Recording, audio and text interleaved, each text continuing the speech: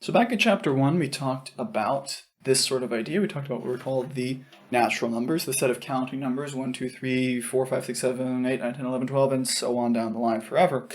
Where if we want to notate that in terms of set notation, we write it as that special n that's called blackboard bold n is equal to the set 1, 2, 3, and so on. The ellipsis there means and so on, forever and ever. So technically it was bad notation at the beginning when I was drawing the months. I threw that in there. I should have thrown a December at the end, but like I said, I ran out of space. Or one important thing just to backfill on with these ideas of sets is that we don't actually care that much about order when we're talking about these things because our definition doesn't change whether we change the order. Whether I say December before January doesn't change the fact that I'm talking about the months. They're just the months. And the same way here, if I'm talking about the set of natural numbers starting at 1, I could start somewhere else and include 1 later if I wanted to. It just looks stupid. So usually we have an order in mind, but know that when we're talking about this idea, the difference actually isn't significant. Order is irrelevant when we're talking about set notation.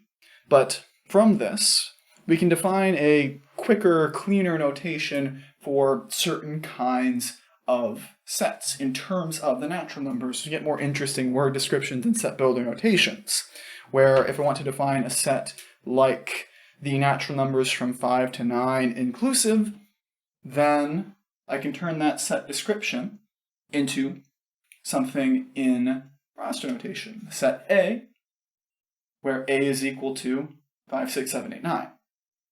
And then similarly, if I want to talk about the set B of natural numbers greater than 100, greater than or equal to 100, I have the set B, 100, 101, 102, 103, and so on down the line forever.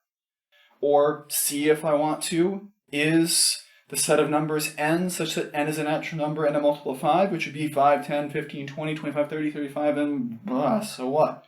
Goes on and on forever and ever. Where we can then from there consider further effects of known relationships, things that we understand about the natural numbers, things where we have strict inequalities, like x is less than a, x is greater than a, or non-strict, x is at most at least a, or x is between a and b, with or without that strictness in there as well to describe these different things.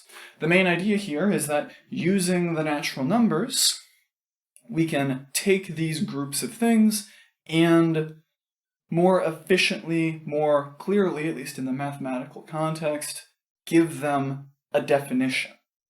That's the idea here, is to be able to describe these things in terms of sets that we understand very well. So if we want to talk about the set of numbers m that are bigger than 3 but at most 9, we would have B is equal to 4, 5, 6, 7, 8, 9. When we want to talk about these things, we can use the natural numbers to give ourselves a bit more brevity, I guess you could say, so that we understand what these things are describing both in terms of their numerical value and in terms of them as being just a collection. So we have an actual word description or set builder notation that has a bit more clarity than just saying all the things. We're trying to be careful to not list them and just use roster notation but with more words. Anyway, this is just a different sort of context in which we can think about sets, and from here we're going to keep developing our understanding of this notation and these ideas in terms of cardinality, what it means for sets to be the same, and how we can define finite and infinite sets of things.